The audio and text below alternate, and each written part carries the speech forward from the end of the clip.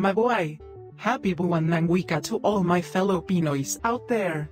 In honor of the month, I've decided to show my process in making these Pinoy superhero posters that I've done for my college. Today I'll show the process of how we created Sulong, my Sinulog-themed superheroine. And so, let's begin. We had to make 2 posters for both the hero and the villain characters, and I was so happy because he was able to use my own OCs for this assignment.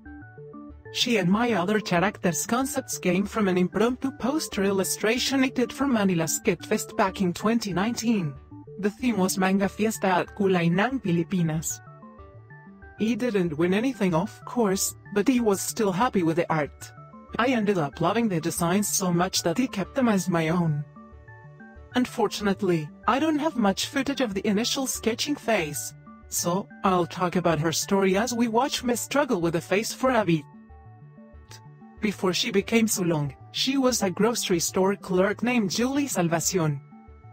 She's always wanted to join the Sinulog festival as a dancer, but I wasn't allowed to because she was a trans woman and was looked down upon.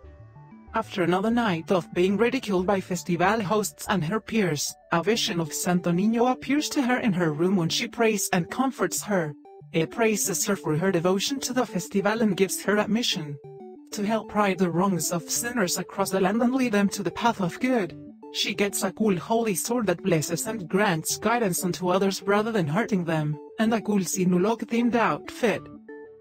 She carries little Santo Niño with her to guide her on her journey of helping others. I was very inspired by the dress of Sinulog Festival Queen Nicole Borromeo, but I couldn't make it as detailed as it could have been since this was for school and I was very tired. I was also inspired by Shira with her pose and overall vibe. I guess it was because of the yellow and white color scheme. I really enjoyed drawing a cute Santo Niño for gowns, because I would always find them creepy before. I like that I made her hold him up like that as it helps with the silhouette. Also, please forgive me for the Frankenstein of a pose reference that I used. I was really going insane during that time because I couldn't find a picture that fit most for the pose I envisioned her in. I was originally gonna just make it a Campilan Moro sword, but I ended up making it a fusion of a Western and Campilan sword with the hilt. I tried to make it look more biblical while also keeping the Filipino influence. I greatly apologize in advance for my lack of sword research if this is weird, but I still kind of like how it looks. I love how big and flowy her skirt is, even if it's shorter than how most Sinulog dresses are. She is a superhero after all. Her shoes were a bit of a problem for me, since I originally wanted her to be wearing traditional Bakia slippers. However, I really hate drawing toes. So I ended up going with a closed-toe option.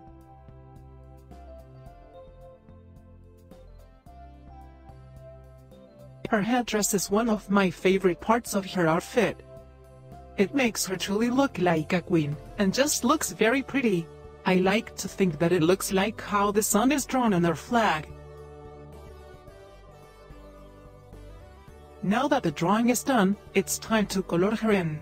I gave her dark brown skin because it contrasts well with her white dress.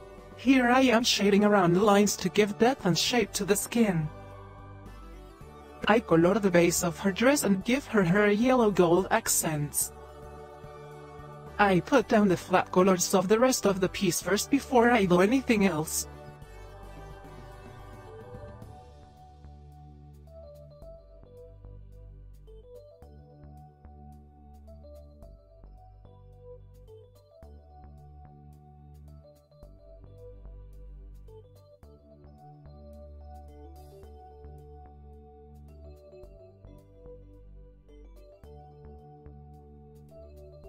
I also give Santo Niño his signature outfit of red and gold.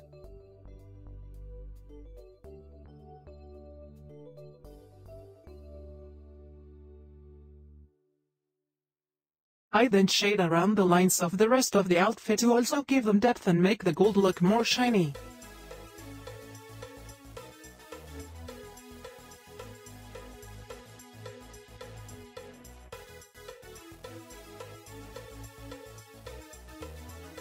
I actually don't know why I made the sword look so red. I wish that I made it more brown so that it looks like the Campilan sword more.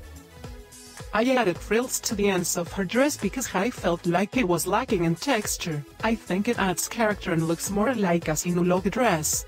I start doing more intense shading inside the skirt and the rest of her and Santo Niño.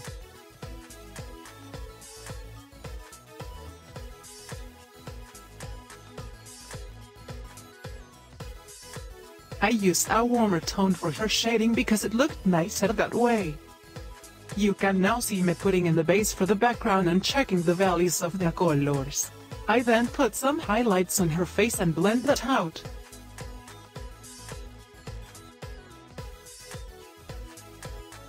I also tried warping her face because it felt weird, but that doesn't work out anyways. I started writing her name in pretty cursive and decided where to put the text.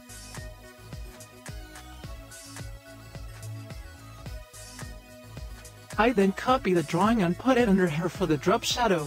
I put some shadows under the text so that it can stand out more under her. I then add more intense highlight and shadow to make the lighting more dramatic and bold. I dull the color of the yellow to make it look more like gold. I add more highlights to the eyes and then I start shading Santo Niño. I keep adding more highlights and shadows until the values look the way I want it to. Here, I am adding more highlights to the torso to make it more reflective and sturdy.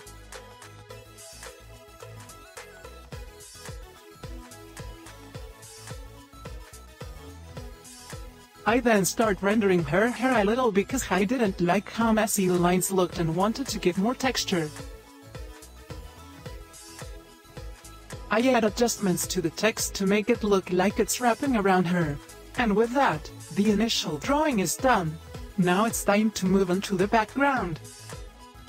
I didn't like how dull the background was and tried to make it more colorful and intense. You can see me try to sketch out where Maskara was, because I didn't finalize where to put her or what pose she would be making.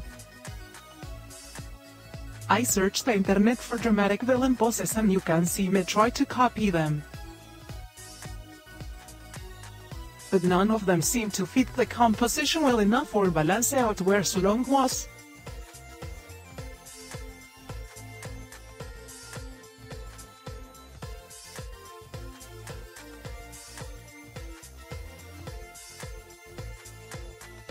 In the end, I went with a simple over-the-shoulder look and filled the rest of the blank space with masks, and started lining. I draw in the design of the mask and draw in her dress.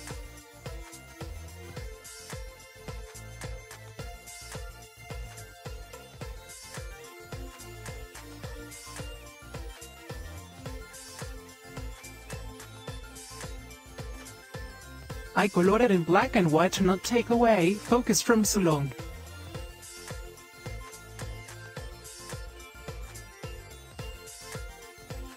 I draw in more details on Maskara to make her more interesting.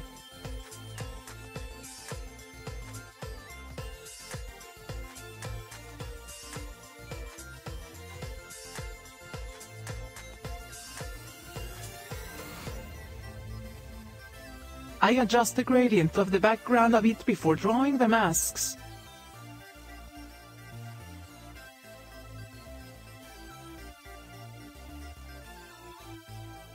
I make a pattern of plain black and white smiling masks and then I am done with the background. I tried to add texture to the background because I still thought it felt plain. I make a few more adjustments here and there before finalizing. And soon, it is done.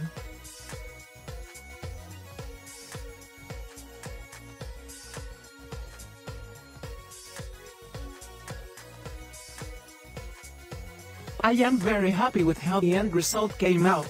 I am very proud of this work and I hope that you all like it as well. Now, I want y'all to know that I am but a filthy Manileño, and I'm no expert on festivals, especially those in Visayas.